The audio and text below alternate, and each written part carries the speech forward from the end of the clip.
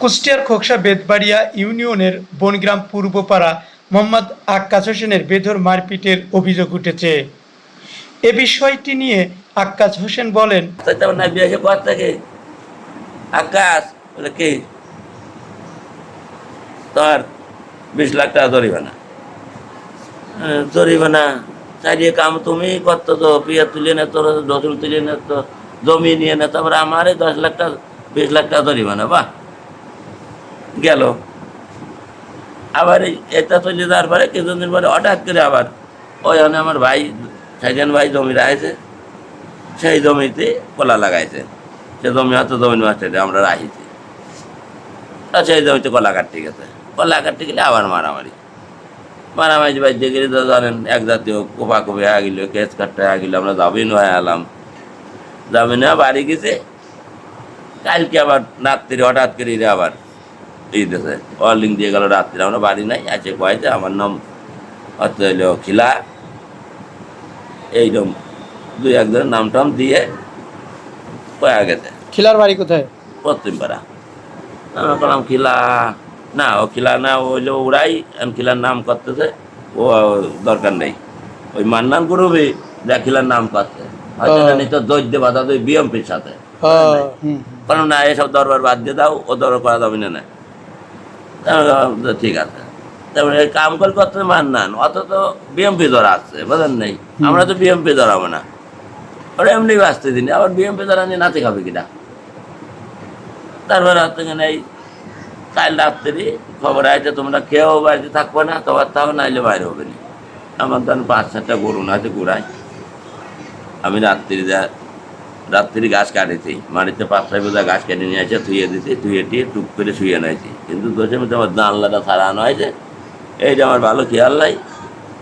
হঠাৎ করে আসি আমার এই ধরেছে, ধরলে আমার জানলা আমার ঠিক নাই, ধরলে ওদের ধরি আমার টাইমটি বাইকে নিতে গেছে, আমি আর নাতি মেরে দিচ্ছি।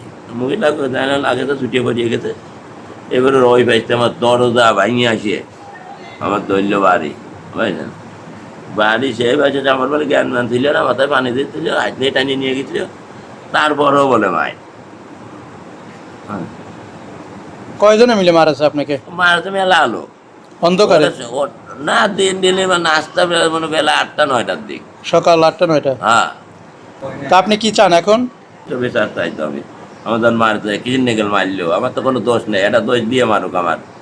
তবে এ বিষয়ে আক্কাসের ছেলে বলেন, আসসালামু আলাইকুম, আমি মোহাম্মদ সজিব হোসেন, আমার বাসা বনগ্রাম।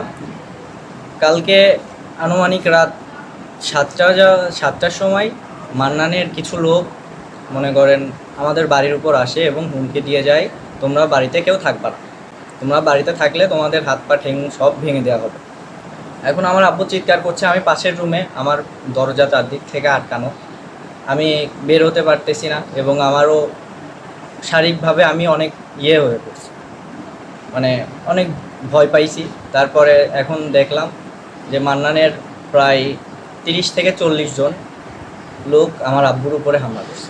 তবে এমন ঘটনার সূত্রে জানা যায় আক্কাস দীর্ঘ 15 বছর আওয়ামী লীগের ওয়ার্ড সভাপতি ছিলেন, আর এলাকায় ক্ষমতার বলে দিনরাত কসাইয়ের মতো মানুষকে দিন দুপুরে দেশীয় অস্ত্র দিয়ে জুম্মন কসাইয়ের মতো কুপিয়ে জখম করতেন।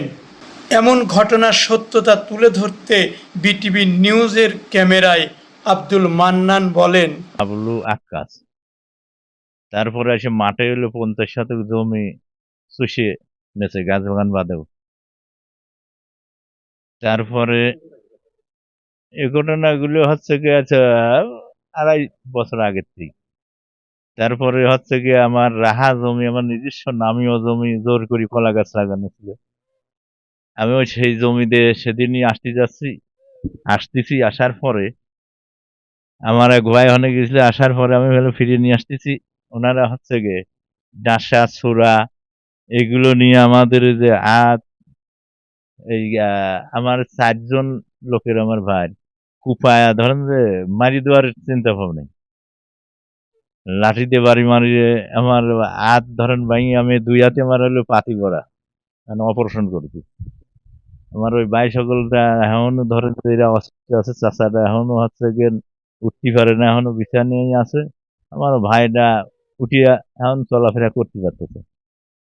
তো এনারা আমাদের সাথে যে অনেক নির্যাতন, এখন পর্যন্ত আমরা অনেক নির্যাতনে আছি।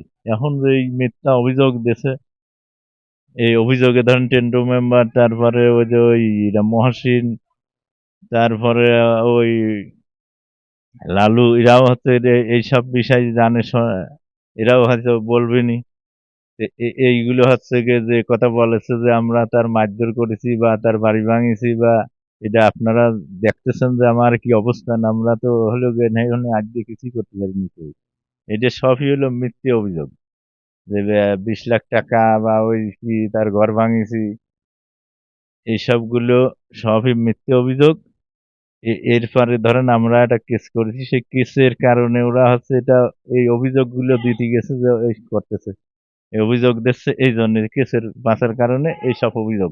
আর নিজেরাই এসব করে আপনারা দেখেছেন, বা একটু হতেই পারে এইসব নিয়ে হচ্ছে কি এরা এই অভিযোগ, এই কেস কাছারি হয়তো করতে যাচ্ছে, আমরা শুনতেছি। যে এটা তো মেলা ধরেন এরা এইসব নাটক ফাটক করতেছে বহুত। আমার নামে যে ওরা অভিযোগ করলো, আমি তো অসুস্থ, এখন ফেরন উঠতে পারিনি, নাচতে পারিনি, নিজে খাতে পারিনি।